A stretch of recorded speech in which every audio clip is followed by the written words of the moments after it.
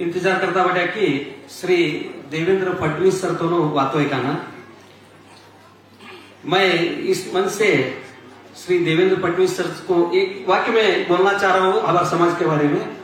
Sir, ये हमारा SS के समाज है, मध्य प्रदेश से आए हुए हैं। 5 स्टेट में बहुत लोग हैं सर, उसमें कर्नाटक में ज्यादा, कर्नाटक में हुबली में ज्यादा लोग हैं सर। कर्नाटक में 16 लाख लोग हैं सर हम लोग। इसलिए मैं आपसे एक गुजारिश करना चाह रहा हूं, ये समाज जो है हिंदुत्व का रक्षक करके भी बोल सकते हैं और हिंदुत्व के लिए जान देने वाला भी बोल सकते हैं सर। सावजी समाज सर, जो भी हुबली में कभी भी ये दुष्ट लोगों का, मैं उनको दुष्ट लोग बोलता हूं सर, दुष्ट लोग बोलता हूं, वो लोग कभी भी हुबली में हिंदुओं के ऊपर अत्याचार या दंगा फसाद करने लगे तो पुलिस डिपार्टमेंट नहीं आएगा सर, फर्स्ट हमारे समाज के लोग आएंगे। ऐसा समाज है सर हमारे। ये सब क्षत्रिय, इनके एक ताकत ऐसा है कि युवक लोगों को घर से मत बाहर जाओ करके सब लोग बोलते हैं सर। हमारे क्षत्रिय बच्चों को पहला जाओ, क्या है, झगड़ा करो, मारामारी करो, धर्म का रक्षण करो बोलते सर। कृपा करके आप इस मंच से संबोधित करें सर प्लीज।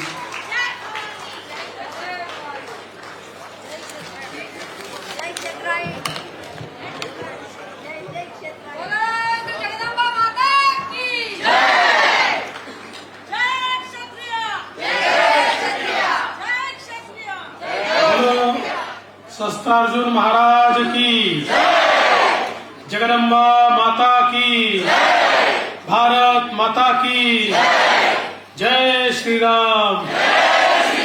बोल सियापति रामचंद्र की, पवन सुत हनुमान की, उमापति महादेव की, बोलो जी भाई सब संतन की, सनातन हिंदू धर्म की, भारत माता की जय। भवानी जय, भवानी जय जय जय जय जय भवानी, जय जय जय जय जय शिवाजी। ये क्षत्रियों का आवाज है।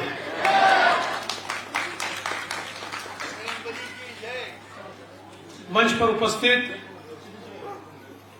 हमारे पूर्व के उम्मीदवार श्री क्रांति किरण जी, डॉक्टर क्रांति किरण जी, हमारे हुबली मध्य के उम्मीदवार जो अभी हमें संबोधित करके अगले कार्यक्रम में गए, ऐसे महेश जी तेमगिन के, हमारे जिला अध्यक्ष संजय कपटकर जी, हमारे एसएस के समाज के अध्यक्ष अशोक काटवे जी, भास्कर जितूरी जी, विठल लघवा जी, रंगा भट्टी जी, रमेश गुरगुरे जी, केपी पुजारी जी, एनएम खोड़े जी, गोपाल बद्दी जी, योगेश हबीब जी, ये राजू जरतार घर जी, सभी मंचासीन महानुभाव और उपस्थित सभी बहनों भाइयों,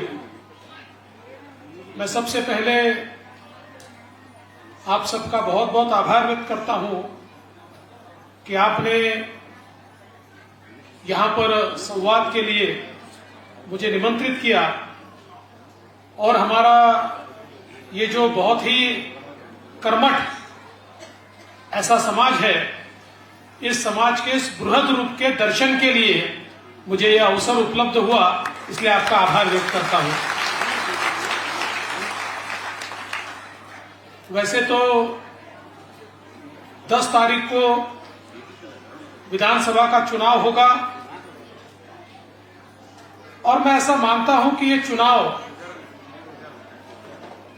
ये कोई हमारे उम्मीदवार के भाग्य का फैसला करने वाला चुनाव नहीं है। न डॉक्टर क्रांति किरण के भाग्य का फैसला होगा, न महेश जी के भाग्य का फैसला होगा, न बोम्मई जी के भाग्य का फैसला होगा, और मोदी जी के भाग्य का तो फैसला कोई कर ही नहीं सकता, इसलिए उनकी भी भाग्य का फैसला नहीं है। ये 10 तारीख का चुनाव कर्नाटक की जनता के भाग्य का फैसला करने वाला चुनाव है। कर्नाटक के अगले 5 साल हम कर्नाटक को किसके हाथों में सौंपना चाहते हैं, इसका फैसला करने वाला ये चुनाव है। क्योंकि हमने देखा एक और वो लोग हैं जो राष्ट्रवाद की बात करते हैं, जो भारत माता की जय कहते हैं, जो 370 हटाने की बात करते हैं और हटाते हैं, जो राम मंदिर का निर्माण करते हैं, जो देश के लिए अपना सर्वस्व अर्पण करते हैं, और दूसरी ओर ऐसे लोग हैं जिनको भारत माता की जय कहने वालों से भारत तेरे टुकड़े हो गए हजार कहने वाले ज्यादा अच्छे लगते हैं, उनके गले मिलने को जाते हैं। ऐसे लोग जो कहते हैं बजरंग दल के ऊपर हम रोक लगा देंगे, मैं उनको पूछना चाहता हूं, अरे भाई बजरंग दल ने तो भारत माता की जय कहा, उस पर क्यों रोक लगाते हो? बजरंग दल ने तो जय श्री राम कहा। अगर इस देश के अंदर कोई पार्टी ये मानती है कि भारत माता की जय कहना और जय श्री राम कहना ये गुनाह है, तो ऐसा गुनाह हम बार बार करेंगे, हर बार करेंगे। कोई हम पर रोक नहीं लगा सकता, किसी की हिम्मत नहीं, ताकत नहीं कि भारत में जय श्री राम कहने पर और भारत माता की जय कहने पर कोई हम पर रोक लगाए। इसलिए ये सवाल बिल्कुल हमारे सामने है कि हम किसके साथ जाना चाहते हैं, किसके हाथ में अपनी कमान सौंपना चाहते हैं। आज देखिए 9 वर्ष पूर्व भारत की कमान प्रधानमंत्री मोदी जी के हाथों में हमने सौंपी। इन 9 वर्षों में भारत का चित्र बदलने का काम मोदी जी ने करके दिखाया। इस देश के अंदर मोदी जी ने एक नई कार्य संस्कृति लाकर दिखाई। एक समय वो था जब भारत के प्रधानमंत्री राजीव गांधी जी कहते थे, मैं दिल्ली से 1 रुपया भेजता हूं तो अंतिम आदमी को 15 पैसे मिलते हैं, 85 पैसे भ्रष्टाचार में समाप्त हो जाते हैं। लेकिन मोदी जी चुनकर आए तो मोदी जी ने कहा, मैं न खाऊंगा न खाने दूंगा, 1 रुपया दिल्ली से भेजूंगा तो अंतिम व्यक्ति तक पूरा 1 रुपया पहुंचेगा, किसी को दलाली खाने नहीं दूंगा। और मोदी जी ने ये करके दिखाया। आज देखिए गरीबी हटाओ के नारे तो कांग्रेसी 50 साल से लगा रहे। गरीबी नहीं हटी, कांग्रेसियों की गरीबी हट गई, नेताओं की हट गई, लेकिन गरीब की गरीबी कभी नहीं हटी। पहली बार देश के अंदर गरीब कल्याण का एजेंडा मोदी जी ने लाया और सीधा बेनिफिट गरीबों को मिलने लगा। पहली बार ऐसा हुआ कि गरीबों के नाम से कोई दूसरा मलाई नहीं खा रहा है, सीधा योजनाएं गरीबों तक पहुंच रही है। आज अगर हम कर्नाटक की बात करें तो कर्नाटक में 2 करोड़ लोगों को शौचालय मिला है। 45 लाख शौचालय का निर्माण हुआ है, इन्हें 2 करोड़ लोगों को शौचालय मिला है। आज कर्नाटक में करीब करीब 45 लाख घरों में पीने का पानी पहुंचा है, मतलब करीब 2.25 करोड़ लोगों तक पीने का पानी पहुंचा है। आज हम देख सकते हैं कि कर्नाटक के अंदर 25 लाख लोगों को उनका अपना मकान ये प्रधानमंत्री आवास योजना के मामले के कारण मिला है। आज प्रधानमंत्री आवास योजना हो, घर की योजना हो, बिजली की योजना हो, गैस की योजना हो, सारी योजनाएं सीधी लोगों तक पहुंचती है। एक भी आदमी ऐसा नहीं कह सकता कि जी मुझे घर चाहिए था और मुझे किसी ने पैसा मांगा। अब कोई बिचौलिया बीच में नहीं है, योजना सीधी जाती है, लोगों को उनके मोबाइल पर समझ में आता है, अपने खाते में पैसा चला गया है। जिस समय मोदी जी जन धन के खाते निकाल रहे थे, उस समय ये कांग्रेसी कह रहे थे, अरे किसी का बैंक का खाता खोलने से थोड़ी गरीबी दूर होती है। तब उनको पता ही नहीं था ये खाता खुल रहा है गरीबों के लिए, उनके लिए नहीं। वो जो पैसा मारकर ले जाते थे उनसे गरीबों को छुड़वाने के लिए खाता खुला है और फिर खाते को, जनधन अकाउंट को मोबाइल के साथ और आधार के साथ जोड़कर एक ऐसी क्रांतिकारी योजना तैयार की कि हमने देखा कोविड के समय जब बहुत ही परिस्थिति भीषण थी, ऐसे समय सीधा चाहे पेंशन का पैसा हो, चाहे अनुदान का पैसा हो, ये खातों में गया और लोगों को उस समय जीने के लिए एक सहारा मोदी जी के कारण मिला। आप विचार कीजिए 1.5-2 साल पहले की परिस्थिति का। हम लोग ऐसे बैठ नहीं सकते थे, लॉकडाउन था, लोगों के सामने प्रश्न था, हम बचेंगे क्या, हमारे बच्चों का क्या होगा, हमारा भविष्य क्या होगा। अपने रिश्तेदारों को मिलने के लिए भी आदमी जा नहीं सकता था, ये परिस्थिति थी। और ऐसी परिस्थिति में मोदी जी ने न केवल हमको मदद की, बल्कि इस देश के अंदर मोदी जी ने वैक्सीन तैयार करवाया। और यकीन मानिए, दुनिया में केवल 5 देश वैक्सीन तैयार कर पाए, केवल 5 देश, और उसमें हमारा भारत देश है कि जिस भारत देश ने वैक्सीन तैयार करके दिखाया। अब आप विचार कीजिए, अगर हमारे देश में वैक्सीन तैयार नहीं होता, हम अमेरिका या ब्रिटेन के सामने हाथ फैलाकर खड़े होते कि जी हमको वैक्सीन दे दो, हमको वैक्सीन दे दो। वो कहते कि रुको, अभी हमारे लोगों को टीका लगाएंगे, वैक्सीन लगाएंगे, उसके बाद हम आपको देंगे। उनके लोग तो अभी भी समाप्त नहीं हुए, तो हमको वैक्सीन कभी नहीं मिलता। करोड़ों लोग मर जाते, लेकिन हमको वैक्सीन नहीं मिलता। मोदी जी ने न केवल वैक्सीन तैयार करवाया, बल्कि इतने बड़े देश में, 130 करोड़ के देश में, ये वैक्सीन एक ही दिन कश्मीर से कन्याकुमारी तक और गुजरात से अंडमान तक हर गांव में एक समय पहुंचता था। और ये वैक्सीन को पहुंचाना आसान काम नहीं था, इसको कोल्ड चेन में पहुंचाना पड़ता था, क्योंकि अगर टेम्परेचर थोड़ा बढ़ गया तो वैक्सीन की इफेक्टिविटी समाप्त हो जाती थी। 3 लाख कोल्ड चेन रातों रात तैयार की गई और एक साथ हर गांव में, हर शहर में, हर मोहल्ले में वैक्सीन पहुंचा। और 130 करोड़ लोगों को फ्री वैक्सीन 2-2 बार देकर मोदी जी ने कोविड से हमको बाहर निकाला। आज भारत देश कोविड की चपेट से बाहर निकला तो मोदी जी के कारण निकल पाया। और इतना ही नहीं है, अब भारत के साथ साथ 40 देशों को भारत ने कोविड का वैक्सीन दिया। मैं परसों मॉरिशस गया था। मॉरिशस में छत्रपति शिवाजी महाराज के पुतले का अनावरण था। मॉरिशस के प्रधानमंत्री और मैं, ऐसे हम दोनों ने मिलकर वो अनावरण किया। और अनावरण के बाद मैं मॉरिशस के राष्ट्रपति जी को मिलने गया, तो राष्ट्रपति जी ने मुझे कहा कि देखिए, हम तो मोदी जी के बहुत आभारी हैं, क्योंकि जिस समय भारत में टीकाकरण हुआ उसी समय मोदी जी ने हमको भी वैक्सीन दी। आज हम सब लोग जिंदा है तो मोदी जी के कारण जिंदा है। तो ये जो एक लीडरशिप इस कोविड के समय मोदी जी ने दिखाई, और केवल इतना ही नहीं, तो कोविड के बाद आप देखिए दुनिया की सारी अर्थव्यवस्थाओं में रिसेशन है, मंदी है। आज अमेरिका के सामने मंदी है, आज ब्रिटेन में मंदी है, आज पूरे यूरोप में मंदी है, आज जापान में मंदी है, आज चाइना में मंदी है। लेकिन एक देश ऐसा है कि जिसकी अर्थव्यवस्था कोविड के बाद भी लगातार दुनिया की सबसे तेजी से विकसित होने वाली अर्थव्यवस्था है, वो हमारा भारत देश है। भारत में हम मंदी नहीं देख रहे। और सबसे बड़ी बात है, आप देखिए हमारे बाजू श्रीलंका है, क्या अवस्था हो गई उनकी कोविड के बाद, खाने के लाले। पाकिस्तान में तो एक रोटी के लिए जद्दोजहद चल रही है।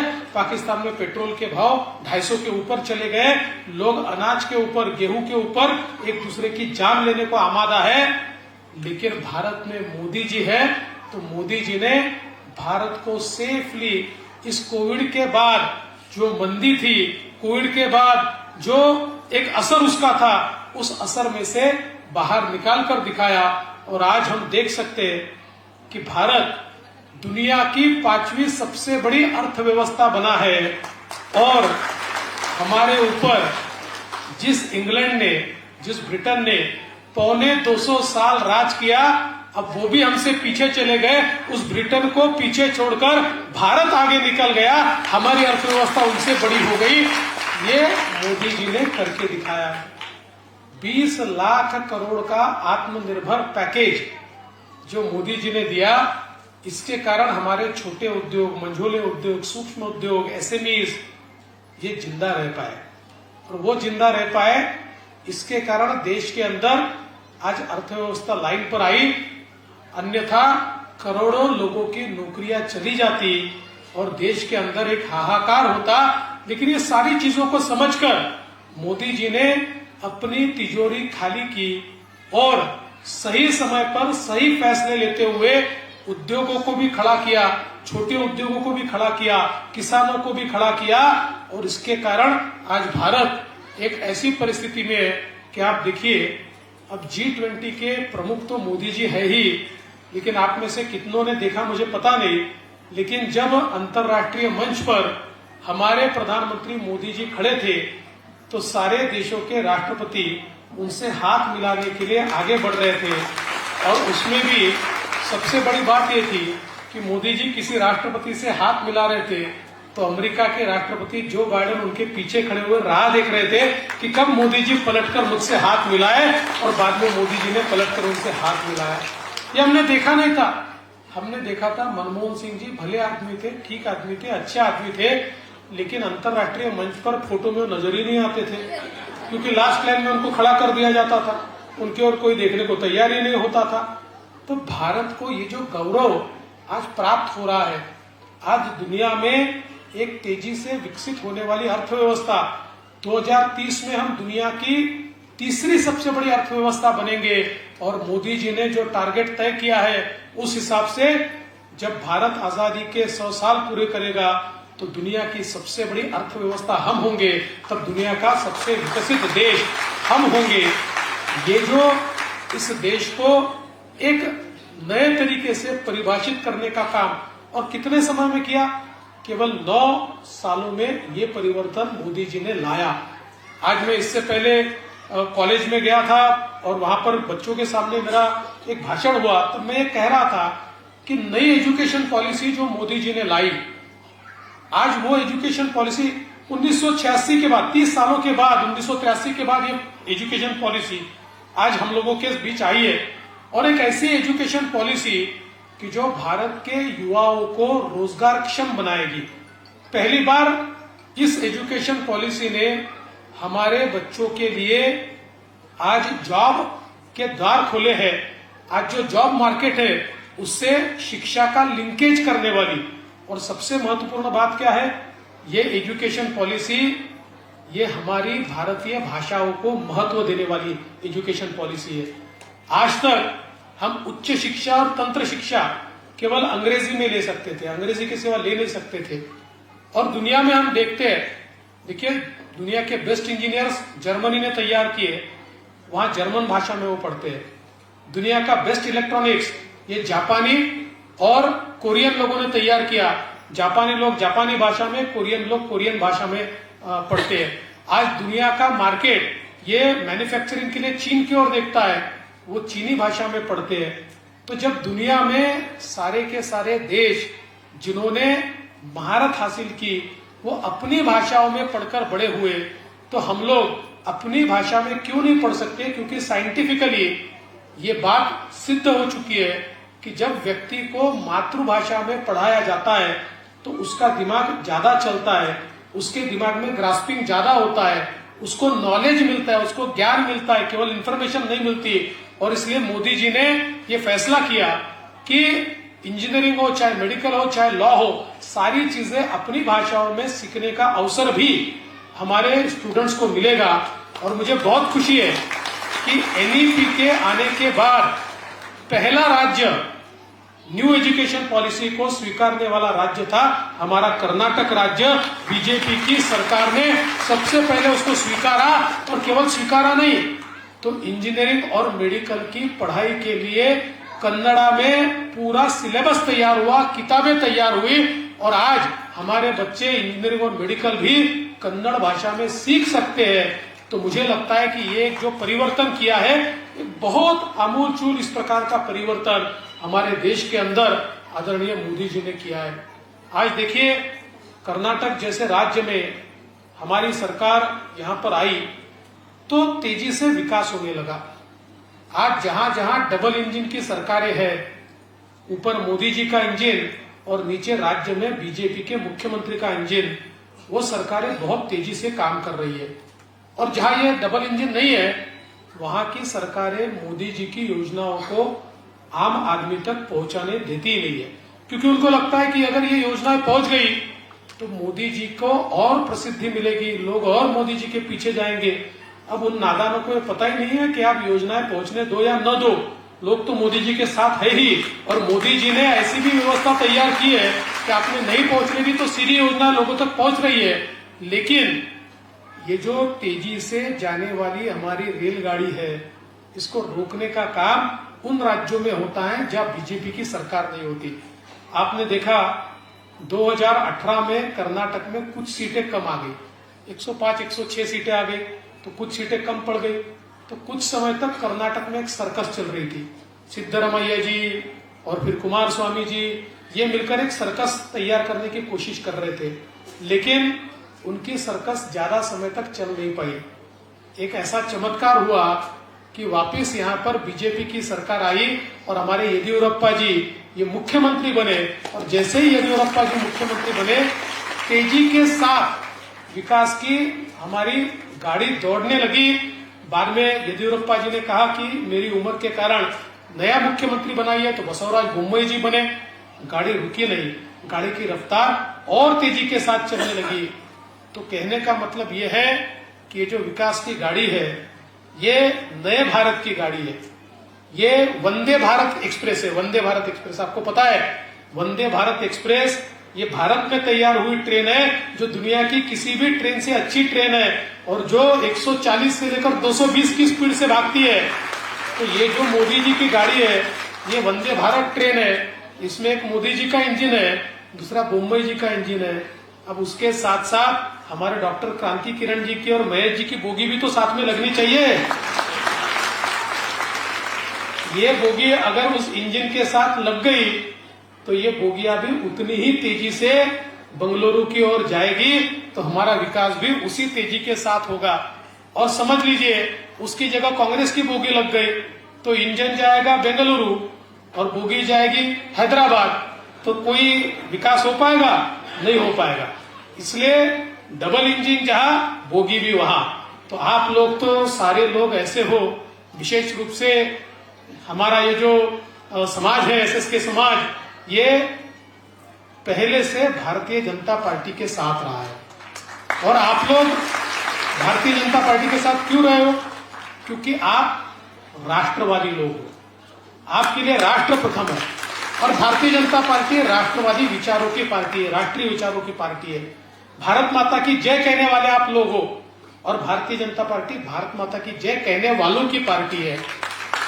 जैसे छत्रपती शिवाजी महाराज कहते थे, देव देश आणि धर्मा करता आपल्याला जगायचं आहे, हे जे छत्रपती शिवाजी महाराज म्हणायचे ते म्हणणारे तुम्ही लोक आहात। देव देश आणि धर्मा करता जगणारे तुम्ही लोक आहात। इसलिए आप सभी लोग ये भारतीय जनता पार्टी के साथ जुड़े हैं।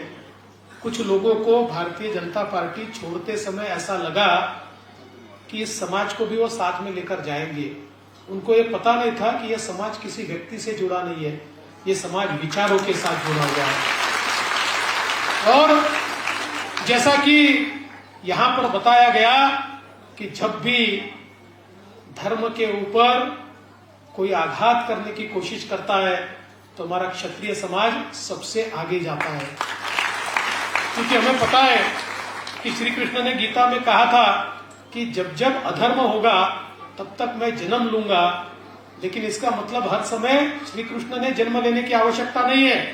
हम जैसे सारे लोगों को अपने अंदर के श्री कृष्ण को जागरूक करते हुए धर्म की हानि को रोकने का काम करना है। और मेरा विश्वास है आपने हमेशा हुबली धारवाड़ में यही काम किया है। इसलिए आज जब फिर एक बार इस कर्नाटक के अंदर एक प्रकार का आह्वान तैयार किया जा रहा है, एक प्रकार से अपीजमेंट चल रही है, एक प्रकार से केवल एक समुदाय के तलवे चाटने का काम जब कांग्रेस पार्टी कर रही है, ऐसे समय हम सबको एकत्रित होना पड़ेगा। कोई मुझे कह रहा था कि डॉक्टर क्रांति किरण, इनके मतदार क्षेत्र में एक विशिष्ट समुदाय के बहुत ज्यादा वोट है। मैंने कहा भाई होंगे उनके ज्यादा वोट, पर भारत माता की जय कहने वालों के वोट तो उनसे ज्यादा है। तो जब भारत माता की वोट कहने वालों के वोट ये एक साथ डॉक्टर क्रांति किरण जी को मिलेंगे तो उनको कौन हरा सकता है? तब तो जीतना ही जीतना है। तो इसलिए मेरा विश्वास है।